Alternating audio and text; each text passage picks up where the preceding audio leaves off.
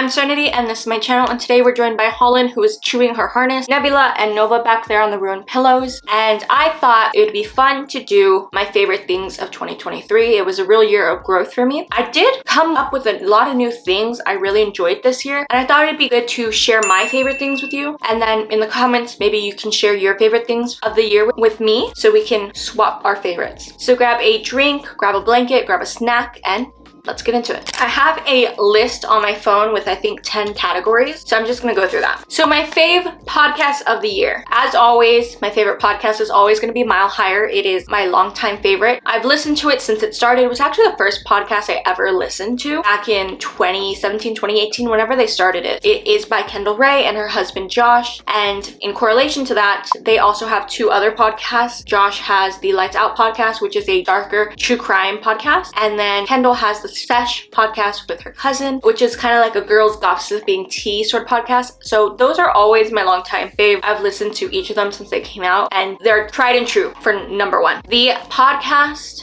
that is my newcomer, my new favorite that I will no longer miss an episode is the Do We Know Them podcast, and I really enjoy it. I got into it when I was actually on bed rest from surgery, so I could not leave the bed and I was like, couldn't do anything basically all day. It is a podcast by Jessie Smiles and Lily Marston where they talk about the tea, the internet drama, that sort of thing. I love it. I love the girlies and their attitude and how they present facts, and sometimes there's things I would never know happening and I just listen to it. I'm like, I'm caught up on the tea, what's going on in the world. I love it. Definitely go listen to it. For astrology podcast, for those of you who are into that, I use the app Chani. I don't necessarily consider this a podcast because it's not on a podcast app. It's on the Chani app, but it is the weekly podcast, the newscast of the week ahead podcast. I don't really consider the Chani app like a podcast. I mean, it comes in my subscription and I listen to it every week, but it comes with your rising sign predictions of the week and then the normal weekly forecast of astrology plus the quarterly of the year. So I listen to that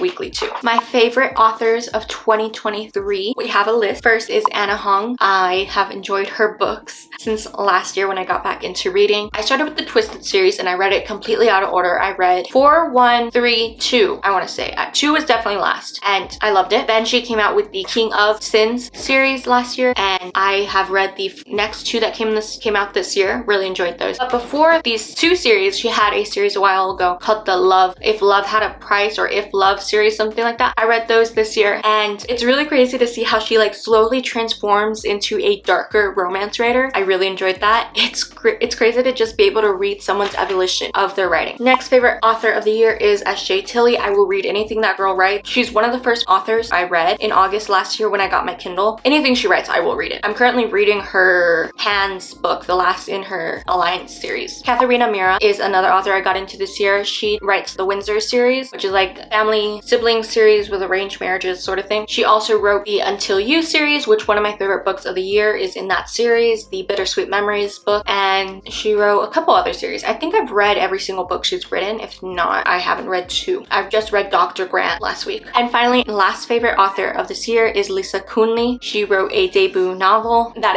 owns my heart, okay? She's only written 1 book and the second book in the series comes out next year, but this book, chokehold it has on me. So that of course leads into my favorite books of the year. I don't buy physical books because I read so much and books are expensive. So I've only bought like 10 books this year, but I did buy Tender as the Flesh, and this is the best sci-fi book I've read this year. It messed with my head so bad. I mean, like you can see it's like highlighted all the way through. It messed with me so bad. I had to put it down and like reevaluate my life choices, especially as a vegetarian. I was like, best book ever. Like best, if you want your brain to be messed with, read this. Great. My overall favorite book of the year, again, I don't buy physical copies. This one I didn't read.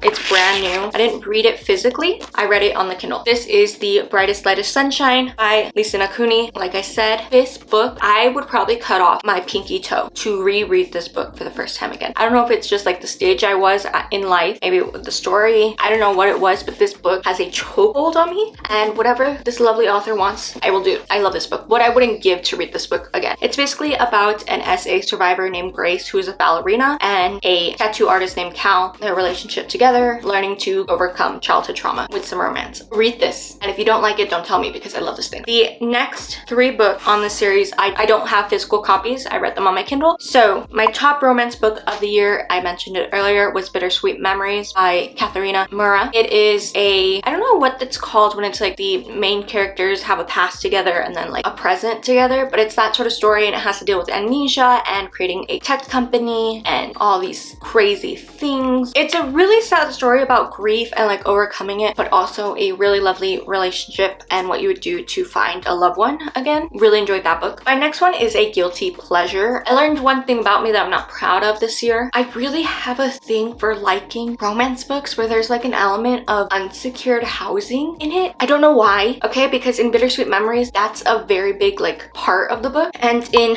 my guilty pleasure, Home Game by Odette Stone, that's a very big part of it. It's a hockey romance book, and I'm very proud of liking that element. Like that was like the element that like latched me on. I don't know if it's because I like characters who overcome such adversity, but I gave it 5 stars. And the best autobiography I read this year, I didn't read it. I actually like to listen to my autobiographies. It is Britney Spears' memoir. I listened to it in a day, and we just owe that woman everything in the world. Anything she'll ever want, we owe it to her. Into my favorite movies of the year. So Something About Me is my family and I love the movies, so we've seen a lot of them. I think I've seen 50 films this year. So my favorite documentary, tour movie, whatever you want to call it, is of course going to be the Taylor Swift Eras Tour movie. I saw it for my 21st birthday. I loved it. If you're a Swiftie, go watch it. I also, because the Reputation tour movie has left Netflix by the time you're watching this, I illegally downloaded it because that is my comfort film. My new hyperfixation movie, a movie that got me into a hyperfixation, is Gran Turismo. It got me into F1. I saw it while I was on crutches for my surgery. When did that come out? Like July? August? Saw it at an early screening. It really like kickstarted me into the F1 thing. Really good movie if you want to watch it. It's on Netflix. The movie that blew me away actually came at the very beginning of the year, and that is Otto. It is a movie about an old man and him not wanting to be alive anymore, and how the family that moves across the street from him revives his love for life. Really sad, but it's really good. The best animation movie I saw this year has to be Into the Spider-Verse. I saw it 3 times in the span of like 1 weekend. It was so good. If you haven't seen it, go watch it. And then every time I'd watch it, I would just notice little detail. Go watch it. And my best comedy special that I watched this year, of course, has to be Trevor Noah. He is one of my top comedians. Trevor Noah and Gabriel Iglesias are my favorite comedians. It was on Netflix. I don't know what it's called, but I'm sure its picture is on the screen. He's such a good comedian. I used to watch him every day on The Daily Show. He's such a good comedian that he doesn't need like crass humor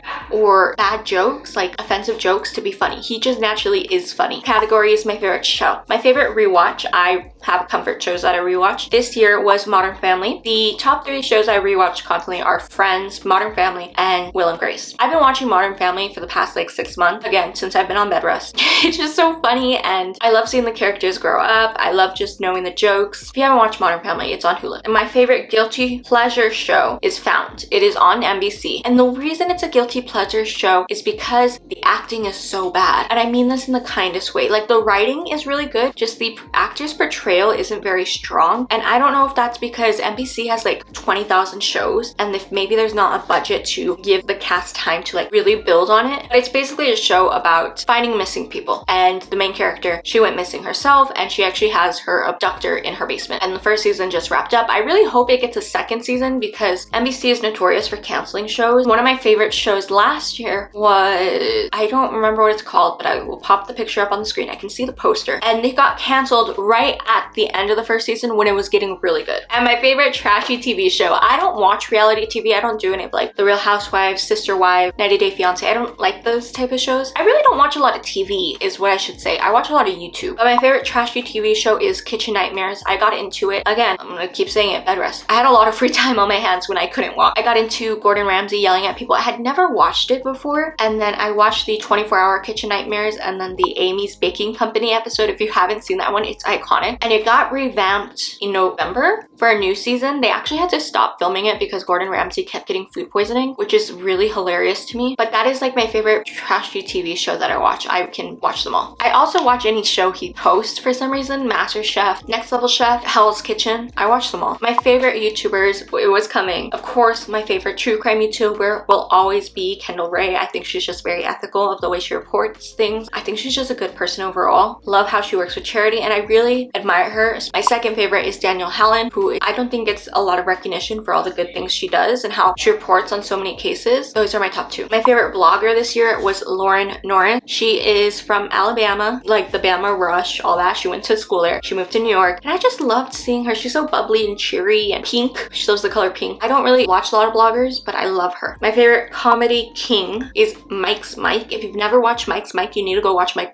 now. He does like those unhinged total recap of Pretty Little Liars, Glee, Lost. I love those. Those are my favorite type. And sometimes he just goes on spills about movies he's watched. He's just easily funny that I enjoy watching his content. I'll watch anything he puts up. And lastly, my favorite motivational YouTuber is Bria Jones. I got into her content the tail end of last year. I remember I was like doing my vision board for last year and watching her videos. I really enjoy her videos and her concepts, and she's very like thought-provoking. My favorite songs of the year. I am very ashamed to say I went to New York last year, and after that I got into a Broadway kick. I was listening to musicals nonstop, and 2 of my top 5 Spotify songs this year were Broadway songs. And I'm ashamed to say it because I thought there were songs I listened to a lot more, like Bad Liar by Selena Gomez and this song by the Mamas and Papas called California Dreaming. I thought I listened to them a lot more. No. So my top Broadway song is Say My Name from Beetlejuice. It was just catchy. I think I played it like 500 times. I wish Spotify would tell you how much you played a song, because then I could really assess for my mental illness. My favorite Broadway ballad is the musical Six song All You Wanna Do. I really wish I got a chance to see that show with the original cast, but I didn't, so hopefully I'll get to see it next year. It was what I was playing constantly. Go listen to those 2 songs. My favorite Taylor Swift song was Afterglow. I played that song non-stop from the months of July through September. And that's saying something because I love Taylor Swift. I'll listen to anything. But that song was on repeat, and I don't know why, but it's her best breakup ballad, and you can argue with the ball. And my favorite Beyonce song of the year was All Up in Your Mind, especially after seeing the Renaissance movie. I'd never realized that's how she performs it. All over the summer, I would watch the Black Parade portion of the concert on YouTube, like any new one that would come out, I'd watch it. But I didn't realize how good All Up in Your Mind was from live, so I've been listening to that one nonstop. With that comes my favorite albums of the year. Holiday edition has to be Fruitcake, the EP by Sabrina Carpenter. It is on its way to become a certified Christmas classic. Okay, I'm just saying it. Get on it now. I don't care if it's New Year's. Get on it now. Best new artist album that I listen to has to be Think Later by Tate McRae. All those songs are really good. I've been telling myself to get on her music. I have a list of artists I need to listen to their music, and that one, really good. Ashamed to say, favorite album by a man. Ew. Again, on my Spotify Wrapped, I had like 3 men on there, and I was like, what was I doing? 2 of them I can totally understand, Conan Gray and Phineas. I listened to Phineas nonstop, his Optimist album, while I was reading Tender is the Flesh at the beginning of the year, like nonstop. When I read books, like physical ones, I have to have music on, so that one was constantly playing. So I totally understand why he was on my Spotify Wrapped. I think one of his songs was on my Spotify top 5 too. So his album, The Optimist, definitely is my favorite album by a man this year. Ew. My favorite album from Broadway has to be from the musical Six. I listen to it nonstop. I listen to pirated versions of the show on YouTube. I watched them multiple times. You knew I couldn't do this without mentioning my girl. My favorite re-record album was 1989 TV by Taylor Swift. I thought it was going to be Speak Now TV, but I forgot how much 1989 meant to 13-year-old eternity. And when it came out again, I have it. Actually, I don't buy physical copies of things. I need to, but I have it right here. Look, I have the vinyl, and I don't even have a vinyl player because mine broke. So that's something I need to get in the new year. And quickly, I just have some categories that have just one top favorite in it, and I thought they'd be a good rapid fire. So like I mentioned, I got into F1 this year, Formula 1, and my goal is to go to a race next year. One of my mini trips I plan to go on. So my favorite F1 race was Singapore because I am a Ferrari and McLaren girly, mostly McLaren, but that podium, enough can be said. And the race was just so entertaining, especially with the lizard, if you know. My favorite Stanley, I don't have it on me. It is my tan Stanley. Stanley. I got into Stanleys this year. I now own 20. It's a big problem. It was one of my many hyperfixations. But my tan Stanley is the only Stanley I have bought secondhand and paid a lot of money for. I paid $90 for it, but it was worth every penny. I love that thing. You probably won't ever find me without a Stanley in my hand, except right now when it's like the moment I need it. It's in the kitchen. And lastly, my favorite bake I made this year, I got back into my baking, was this Christmas heart cake that I made, or this blank space cake that I made. That is something I'm definitely going to be taking into 2024 with me, is baking a lot more. I have found a new love for baking cakes again, and I just want to continue it until that passion runs cold and that hyperfixation is gone. But yeah, that is all my favorite things of 2023. Let me know if any of them are your favorite down below, or there's something completely different. Let me know. Don't forget to like, comment, and subscribe if you want. Follow me on my socials that are linked down below. And of course, the doggo picture of the day is going to be this picture of Nova. Isn't she cute? Nova is also my favorite dog of the year. That's a lie. It changes every day. But yeah, love you, mean it, kisses. Don't do things stupid, and I'll see you all in the new year. Bye! I know you told your friend you're not okay, and tell me what's wrong and why you never